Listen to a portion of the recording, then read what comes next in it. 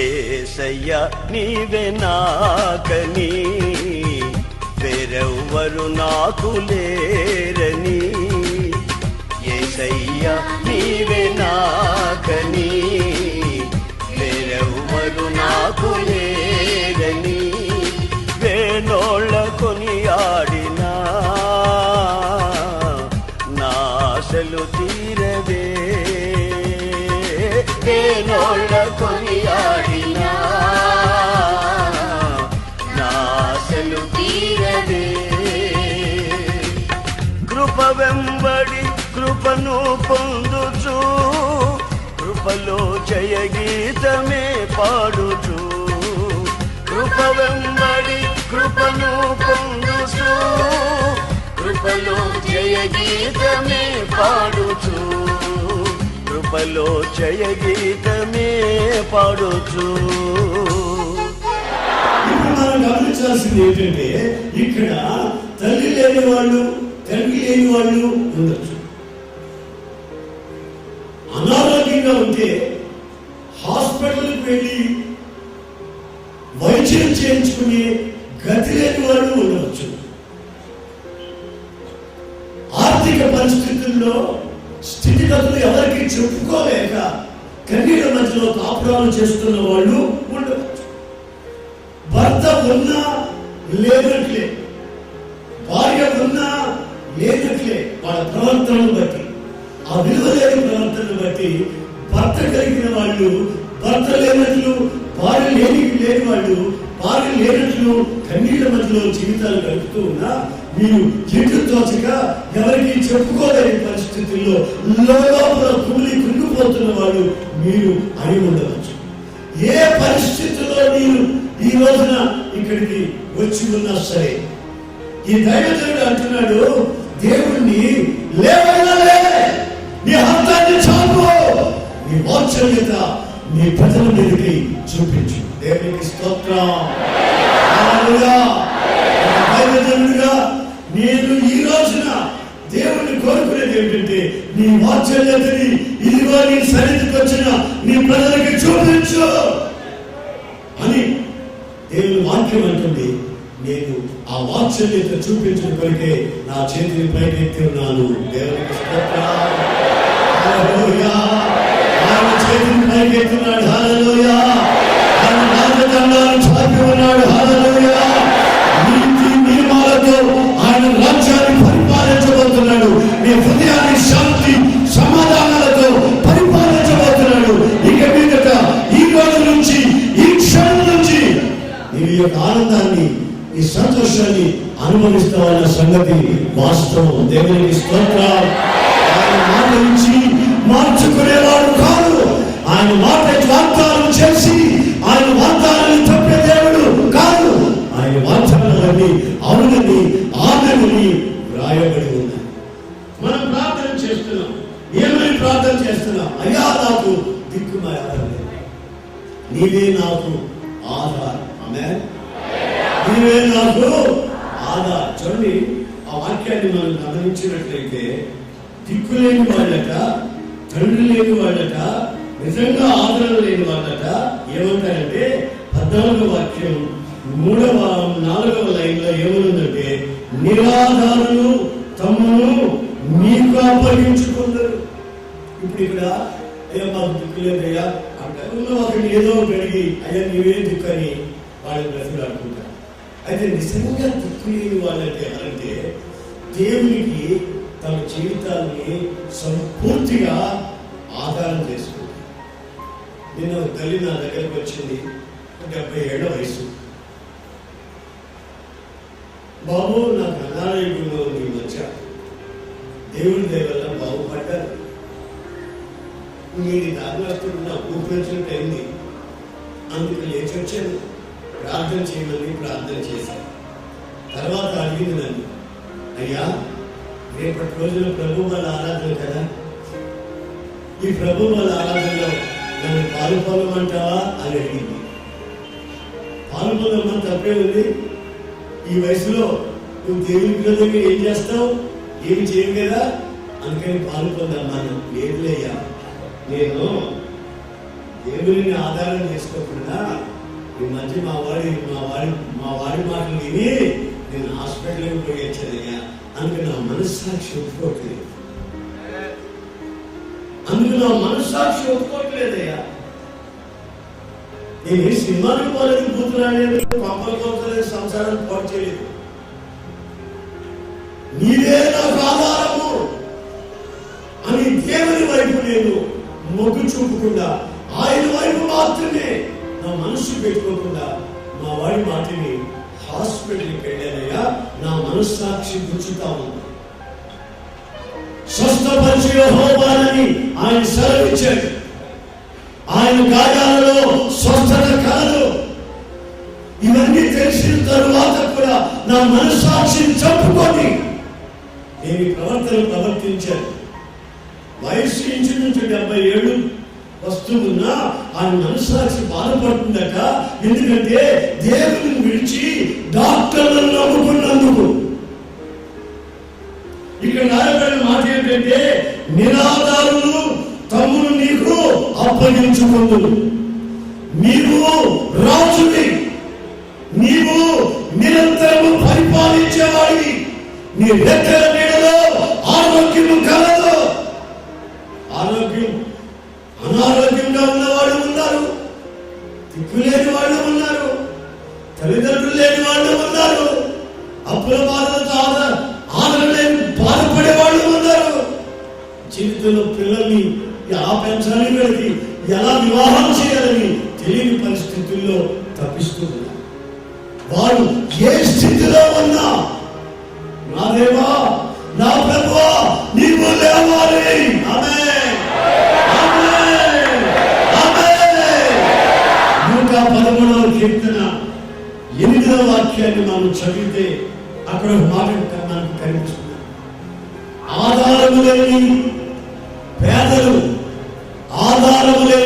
ఎవరైనా ఉన్నట్లయితే, ఎటు దిక్కు తోచని పరిస్థితుల్లో ఎవరైనా ఇక్కడ ఉన్నట్లయితే, అన్నార్థులకు కూడా అలమరిస్తున్న ప్రజలు ఎవరైనా ఉన్నట్లయితే, వారి పరిస్థితికి దేవుడు చెబుతున్నాడు, బీదలను పరిగెత్తువాడు. ఆమేన్, హల్లెలూయా, హల్లెలూయా.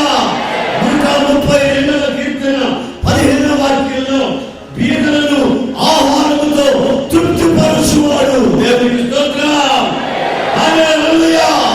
ఆయన బీదలకు ఆహారాన్ని ఇచ్చి, పోషకాహారాన్ని ఇచ్చి, నీటిని, ఆహారాన్ని ఆశీర్వదించి, ఆరోగ్యం చేత నింపేవాడు. మనం ప్రకటిస్తున్నటువంటి, నేను ప్రకటిస్తున్న యేసు క్రీస్తు. ఆ యేసు క్రీస్తు సన్నిధి మీ జీవితానికి తృప్తి కలుగు చేయాలనుకుంటే, నీవు ఏ స్థితికి రావాలో తెలిసినా, నాకు వేరొక ఆదరణ, వేరొక ఆధారము నాకు లేదు, నేను పేదవాడిని. పేదతనం అనే సంగతిని గురించి మనం ఇంకా లోతుగా యేసయ్య మాటల్లో గమనిస్తే ఆయన ఏమంటున్నాడు తెలుసా? హృదయమందు దీనులైన వాడు, ఆమేన్, దీనులైన వాడు, దీనత్వం కలిగిన వాడు. చూడండి, కొందరికి ఏమీ లేకపోయినా మహా అహంకారంగా ఉంటారు. ఏమీ లేకపోయినా, అయితే అన్ని ఉన్నా సరే కొంతమంది ప్రతి క్షణం, ప్రతి విషయానికి దీనులై దేవుని మీద మాత్రమే ఆధారపడతారు. అట్లాంటి ఆదరణ దేవుని ద్వారా కలగాలని, నెమ్మది దేవుని ద్వారా కలగాలని, వేసిన పంటే కానివ్వండి, చేస్తున్న వ్యాపారమే కానివ్వండి, ఏదైనా దేవుని ద్వారా మనం ఆశ్రయించబడాలని ఆశతో ఆయన వైపు మనం ఎదురు చూస్తూ మనం కోరుకున్నట్లయితే, వాళ్ళని గురించి రాయబడింది, వాళ్ళని ఆయన పైకెత్తుతాడు. దేవునికి స్తోత్రం, హల్లెలూయా. వాళ్ళని ఎవరు అణిచిపెట్టాలన్నా, అణగదొక్కాలన్నా ఎవరి వల్ల కాదు అనే సంగతి బైబిల్ చెప్తున్నటువంటి నగ్న సత్యం. నా ప్రియమైన సహోదరులారా, నీవు ఈ రోజున ఏ పరిస్థితిలో ఉన్నా, ఆ పరిస్థితిలో నీ దీనత్వాన్ని ఆయన గుర్తుపడుతున్నాడు.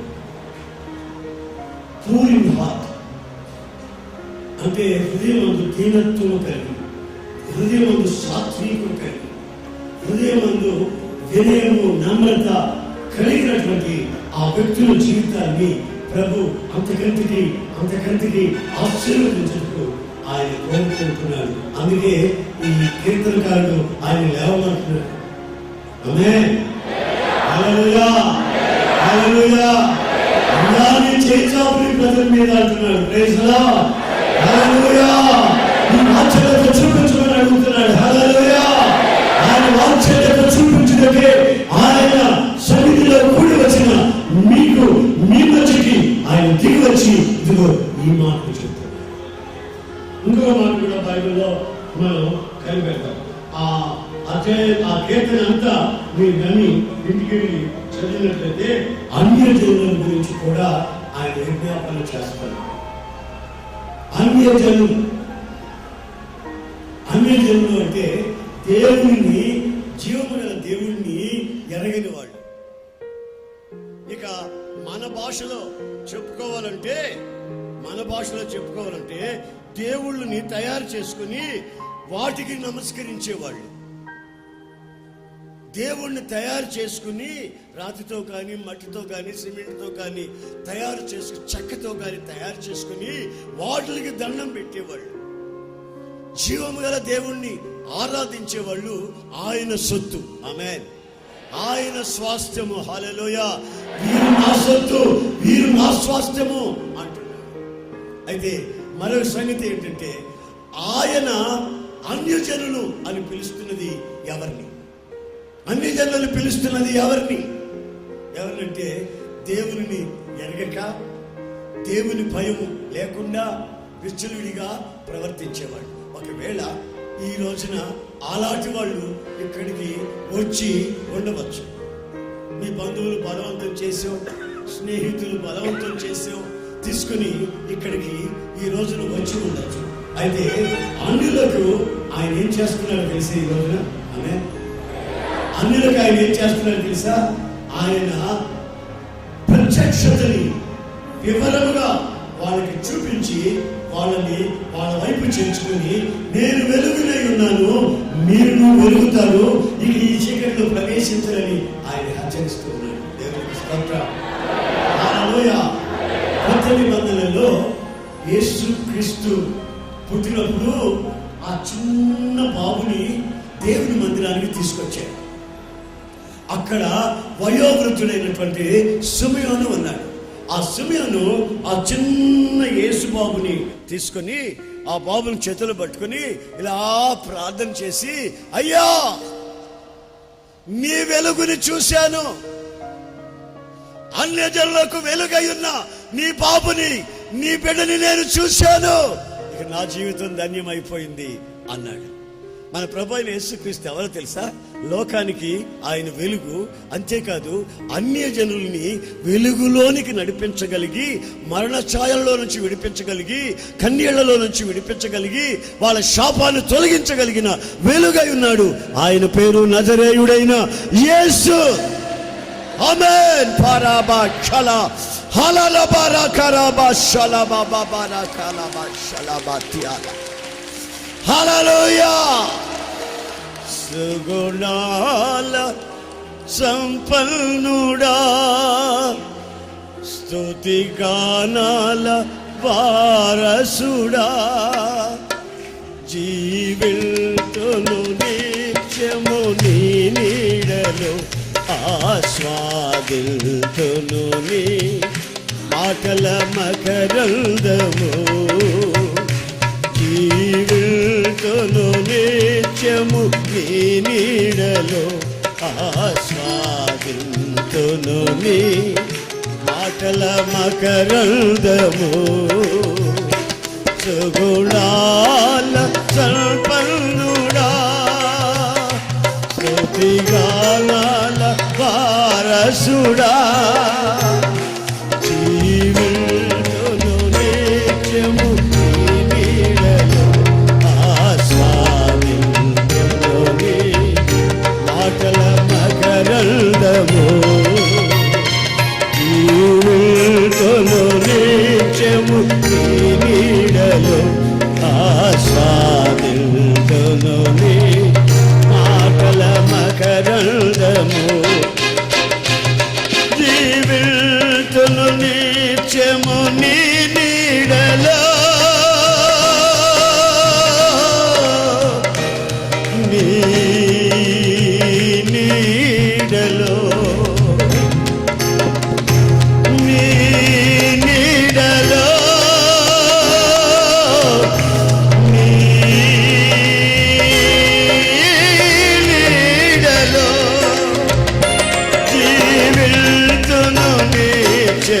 నీ నీడలో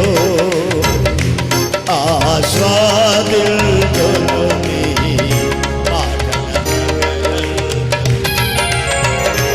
సుగుణాల సంపన్నుడా స్తుతి గానాల వారసుడా సుగుణాల వారసుడా సుగుణాల సంపన్నుడా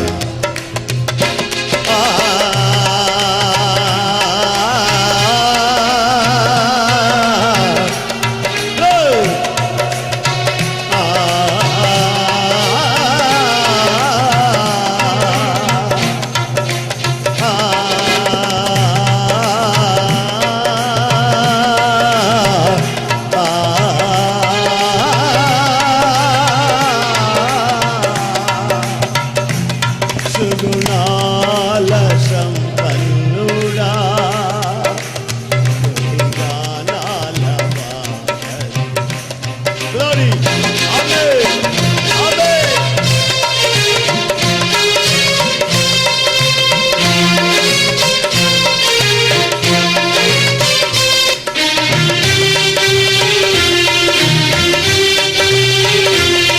హల్లెలూయా రిజాయిస్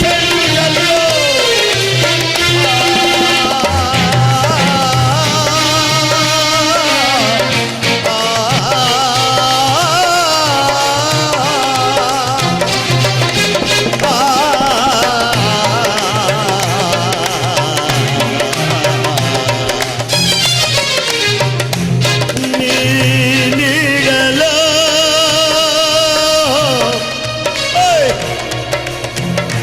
నీ నీడలో. ఈ కీర్తనకారుడు చెప్పినట్లే అన్యజనుల మీదకి ఆయన తన హస్తాన్ని ఎత్తి ఉన్నాడు. ఆమేన్. ఆయన హస్తాన్ని ఎత్తి ఉన్నాడు. ఆయన ఎవరు? ఆయన వెలుగు. అన్యజనులు వెలిగింప చేసేవాడు ఆయన. మనమంతా ఒకప్పుడు అన్యజనులు, దేవుని ఎరగక తయారు చేసిన బొమ్మలకి దండం పెట్టి దేవుని తయారు చేసిన వాళ్ళం. కానీ మనల్ని సృష్టించిన మన ప్రభువుని ఇప్పుడు మన నోరారా ఆరాధిస్తూ ఆయన సన్నిధిలో సంతోషిస్తూ ఉన్నాం. ఒకసారి కొర్నేలి అనే ఒక వ్యక్తి, ఆ వ్యక్తి భయంకరమైన విగ్రహారాధికుడై విగ్రహాల సాంప్రదాయంలో పుట్టి పెరిగినవాడు. అతను చాలా భక్తి గలవాడు, చాలా నీతిగా నిజాయితీగా ఉంటాడు. అతను ఒక రోజున ప్రార్థన చేసుకుంటూ ఉంటే దేవదూత దిగివచ్చి కొర్నేలి, నీవు భక్తి గలవాడివి, నీ నీతి నిజాయితీలు సజీవుడైన దేవుడు చూశాడు గనుక నీవు ఈ భయంకరమైన శపించబడిన అనుభవాల్లో ఇక ఉండకూడదు. గనుక ఫలానా ఇంట్లో యొప్పే పట్టణంలో ఒక ఇంట, సీమోను ఇంట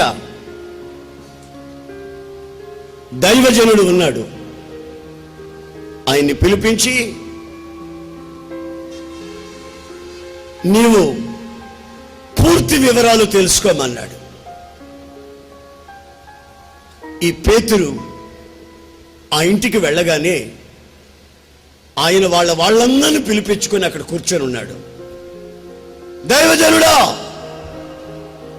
ఆ సజీవుడైన దేవుడు నీకేం చెప్తాడో అవన్నీ మాకు చెప్పు, మేం వినుటకు అంగీకరించుటకు సిద్ధముగా ఉన్నాము అన్నాడు.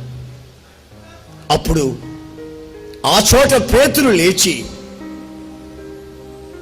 వెలుగయున్న యేసుక్రీస్తుని గురించి చెప్తున్నాడు. మృతుడై తిరిగి లేచిన యేసయ్యను గురించి చెప్తున్నాడు. పేదల ఎడల కనికరం చూపించే సజీవుడైన యేసయ్యను గురించి చెప్తున్నాడు. ఆయన చెప్తూ ఉండగానే ఆ అన్యజనులందరూ, అక్కడ ఉన్నటువంటి అన్యజనులందరూ పరిశుద్ధాత్మతో నింపబడిన వారై, హల్లెలూయా హల్లెలూయా, పరిశుద్ధాత్మతో నింపబడిన వాళ్ళై గంతులు వేయడం ప్రారంభించారు. అక్కడ ఉన్నటువంటి వాళ్ళంతా, ఈ పేతురుతో వచ్చిన వాళ్ళంతా, ఏమిటిదంతా? మనవలే ఈ అన్యజనులు కూడా ఆత్మతో ఆనందిస్తున్నారు, మనవలే ఈ అన్యజనులు కూడా పరిశుద్ధాత్మ నింపుదల కలిగి ఉన్నారు అని అడుగుతున్నారు. ఇప్పుడు మీకు చెప్పాల్సిన మాట ఏమిటంటే, ఇక్కడ ఎవరైనా ఒకవేళ అన్యజనులు వచ్చి గాని ఉంటే, ఇంతవరకు రక్షణ అనుభవం లేకపోతే, ఈ రోజున మీకు రక్షణ అనుగ్రహించుటకు ఆయన ఆశిస్తున్నాడు. హల్లెలూయా. బాప్తిస్మం పొంది బహిరంగంగా ఒప్పుకోకపోతే ఆ అనుభవంలోనికి మిమ్మల్ని రమ్మని కోరుకుంటున్నాడు. అంతేకాక ఆశతో ఆకాశం వైపు తిరిగి చూసి ఈ ప్రజలందరూ ఆత్మలో సంతోషించి ఆనందిస్తున్నారు. మరి ఆ ఆనందం, ఆ సంతోషం, ప్రభువా నాకు ఎప్పుడు ఇస్తావని నువ్వు అడిగితే ఇప్పుడే, ప్రైజ్ ది లార్డ్, రేపు కాదు ఇప్పుడే, హల్లెలూయా, వచ్చే నెల కాదు ఇప్పుడే ఆ ఆత్మ శక్తిని నీకు అనుగ్రహించి ఆత్మలో ఆనందింపచేస్తానని ఆయన అంటున్నాడు. కారణం, ఆయన లేచి ఉన్నాడు, హల్లెలూయా, ఆయన హస్తము చాపి ఉన్నాడు, హల్లెలూయా. దిక్కులేని వాళ్ళకి వాత్సల్యత చూపించేవాడు, అన్యజనులకు వెలుగు చూపించిన వాడు. ఇంకా ఎవరైనా ఇంత విన్న తర్వాత కూడా ఇంకా మూర్ఖత్వానికి ఫుల్ స్టాప్ పెట్టకుండా మూర్ఖత్వంలోని జీవించాలని కోరుకుంటే వాళ్ళ కొరకు శిక్షా దండాన్ని కూడా ఆయన చేత పట్టి ఉన్నాడు. మనసును మార్చుకునేదానికి ఇష్టపడక, బాగుపడేదానికి ఆశించక, ఆయన సన్నిధికి వచ్చిన తర్వాత కూడా వేల కొలది సాక్షులు ప్రభువును ఆనందిస్తుంటే కళ్ళారా చూసి కూడా మీరు ఇంకా మీ మూర్ఖత్వంలోని, దుష్టత్వంలోని, అపవిత్రతలోని, చీకటిలోని చిందులాడాలని కోరుకుంటే ఆయన శిక్షాదండాన్ని కూడా ఎత్తి ఉన్నాడనే సంగతి వాస్తవం. మొత్తం మీద శిక్షాదండమో, ఆదరణ, పరిపాలన దండమో ఈ కీర్తనకారుడు వ్రాయలేదు. కానీ ఈ రోజున ఓ దైవజనుడిగా నేను చెప్తున్నాను, ఆయన రాజాది రాజు, హల్లెలూయా. రాజు చేత దండము లేకుండా ఉండదు, హల్లెలూయా. ఆయన 4 సంవత్సరాలు 5 సంవత్సరాలు పరిపాలించే రాజు కాదు. ఆయన నిత్యము అమరత్వం వరకు పరిపాలించి నీ ఆత్మ చావదు కనుక నీవు పొందబోయే నీ దేవుని ఎదుట నువ్వు నిలబడి నిత్యం ఆయనతో ఉండేటట్లు నిత్య రాజుగా నిన్ను ఆయన ఆహ్వానిస్తున్నాడు. శిక్షకి పాత్రతగా ఉండాలని నీవు కోరుకుంటావో, లేక ఆయన ఇస్తున్న వెలుగులో అన్యమైన నీ జీవితాన్ని వదిలి దేవుని జీవం వైపు నీవు రావాలని కోరుకుంటావో, అది నీవు నిర్ణయించవలసిన సంగతి. దయచేసి అందరూ మోకరించండి, ఆ ప్రార్థన చేసుకుందాం.